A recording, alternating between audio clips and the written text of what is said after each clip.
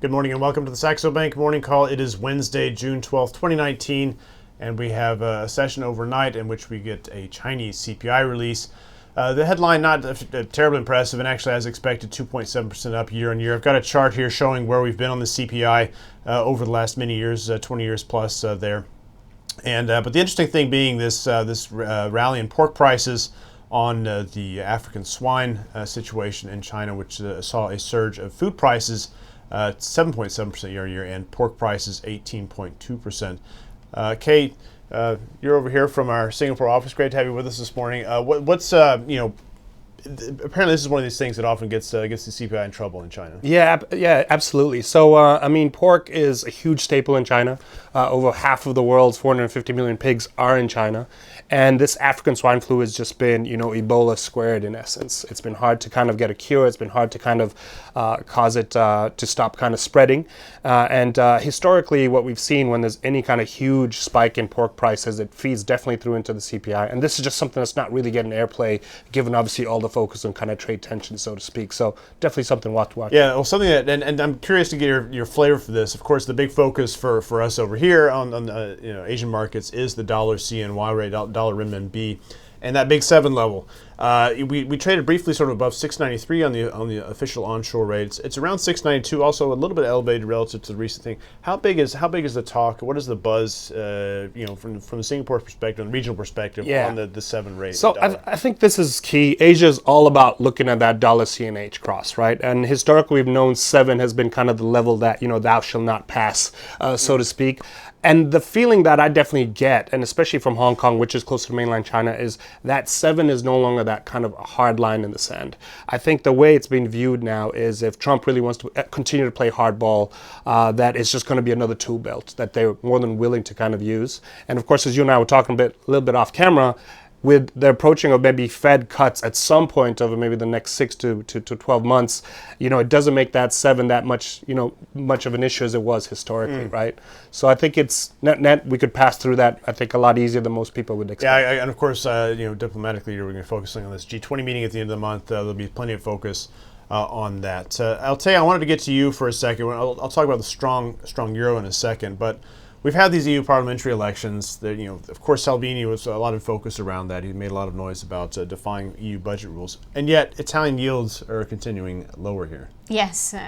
We have a graph here with us, John, that shows Italian 10 years BTPs, and as you can see, we have reached a level of 2.3%, which is pre-election last year. And which is quite surprising, given that there are still problems, political problems and economic problems. The issue that I see here is that investors are buying Italian BTPs just because they are hunting for yield. They are pricing that central banks are gonna be increasingly more dovish, both in Europe and in the US. So they are comfortable sitting with something highly risky when there is a clear risk. Like, for example, the risk that we see with the BTPs at the moment are sanctions that the economic commissions can impose on them, and also like rating downgrades. Clearly, taking the bet that this existential trade is not going to come back for now. Yeah. However. All right, I wanted to get to an interesting euro cross. So we've seen the euro kind of resilient here. It's not really gone anywhere against the dollar. The dollar outlook is sort of middle of the road. So when we get risk off, the dollar doesn't seem to absorb much. It's more about the yen. The euro seems to do okay. And then when risk is on, then of course the other currencies, the EM, are more in focus rather than the dollar. So I have a cross here. I just wanted to point out in the super long-term chart, the Euro Aussie. This is a monthly chart, just for perspective. You can think that Euro Aussie looks quite elevated locally, looking over the last few years. We are getting close to a 10-year high. You can see a couple of spikes there. Those are a little bit misleading. The highest weekly close is right around current levels, maybe just slightly higher. And if you look back at the range prior to the global financial crisis, which is that dramatic spike higher, you can see the normal range for Euro Aussie is something like around here, 160, 60 to 65, up to 175, even 180, arguably a historic range for Euro Aussie. We flagged this breakout. In local sense breakout on our FX breakout monitor. Two things I want to point out here. The bottom red rectangle shows you the Euro Aussie pair, and the two green or the green boxes with the X's are showing that it closed a couple days back at a 19-day high and at a 49-day high. So breaking above the whole local price range. The other thing I want to point out, and this has been plaguing us for months, is with the blue circle there, or oval, circling the ATRs for each of the currency pairs in that list. All of them showing dark blue, meaning we're at a very, very low volatility in terms of the trading ranges relative to historic norms. So that's a interesting. It's been very difficult finding breakouts that have sustained any sort of reasonable momentum. But clearly, with people willing to buy Italian BTPs, there could be a bit of a capital flow story there. Other topic I want to discuss today is, of course, the U.S. yields. Now, I'll say you've brought a couple of, or a chart here with showing the U.S. yield curve. Multiple years, of course, been flattening and flattening and flattening. Seen a very small amount of steepening, but it's not much yet. Yes, so we have a graph here. As you can see, the blue line shows the spread between the 10 years and the 2 years treasuries, and the orange line, the spread between the 5 years and the 2 years treasuries. What is interesting is that the short part of the yield curve continues to be trading around zero or lower, while since the beginning of the year until now, the spread between the 10 years and the 2 years has been widening, like showing a slight steepening. However, I think that I would underline slight. Yes, very yet, slight. Yeah, but the market is giving a lot of attention to this steepening because until a few months ago we were assuming that there would have been an inversion very soon. Yeah. But I think that at this point, looking at the yield curve and the situation and the expectations of the market on the Fed, we are in a very fragile moment. In the meaning that if the Fed doesn't deliver the dovish message that the market wants to hear and doesn't cut interest rates, then we are going to see the short part of the yield curve suddenly rising faster than the longer part of the yield curve, because the longer part of the yield curve will continue to be lower because of trade tensions, political instability. So at that point, we might be at that point that the market was waiting for, of that. Yeah, we've been making the point in recent weeks that the interesting thing as well with the yield curve is that we had such an aggressive repricing of Fed expectations, and yet the yield curve remains flat. When we were starting to price in rate cuts back in 2007, you saw a very aggressively steepening yield curve as we were rolling into the financial crisis, suggesting the Fed is not really that much ahead of the curve just yet. All right. Also on the yield picture, Kay, we were talking about this morning. The dollar yen, and is there really much difference between trading a 10-year U.S. Treasury future and dollar yen? So we saw yields. The bond market supported U.S. yields coming back in lower. We've got a point now on the charts here where we're dollar yen has managed to turn back around ahead of 109. Yeah, so I mean, I think on dollar yen, what's interesting was if you actually go back just 2 weeks ago, so on the actual initial Mexico Trump tariff tweet, we were about 109.50, 109.60 in Asia. Obviously, we had massive risk off, and a lot of that has actually kind of come back with Trump declaring victory on Mexico, and we've had a lot of risk on rallies, and we've seen obviously a lot of the peso crosses kind of come back. But what's fascinating to me is dollar yen is still over a figure lower, right?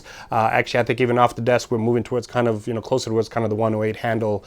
Post a bit of risk off in kind of Asia.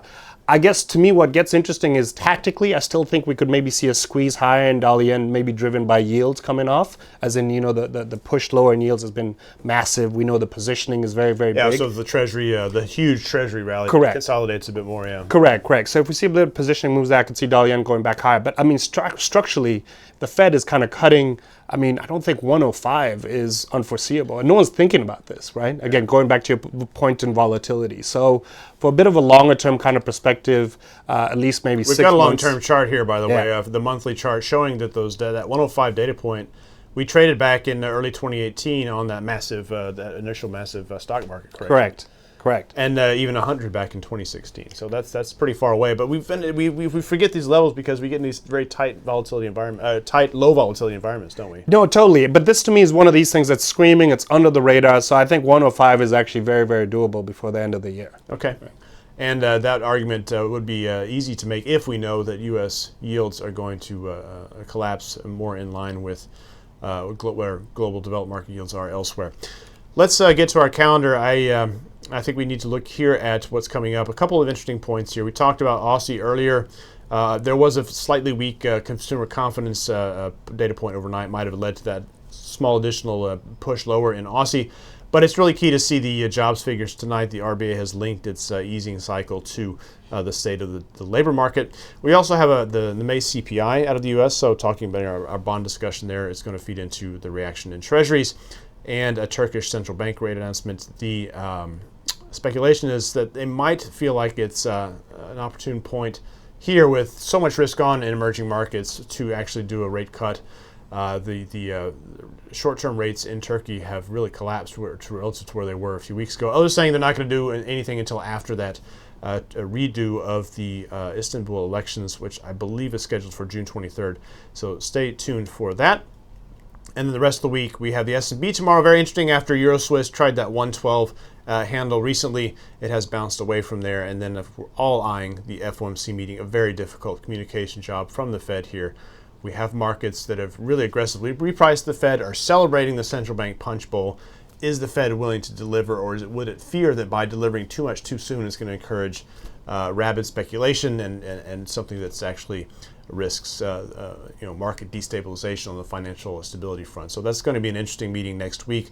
We'll talk more about that. And the one final data point I wanted to point out here on the calendar, I've added that July 22nd. The results should be in for the process as we get down to the final two candidates for Conservative Party leadership. That process is accomplished by June 22nd. Then you have a letter voting system where the tally is made on July 22nd. So we'll be watching that closely. I'm supposedly doing a video at some point today and a small article on this Tory leadership selection process. So stay tuned for that as well. That's it for today. We'll be back tomorrow with the Saxo Bank Morning Call. Thanks for joining.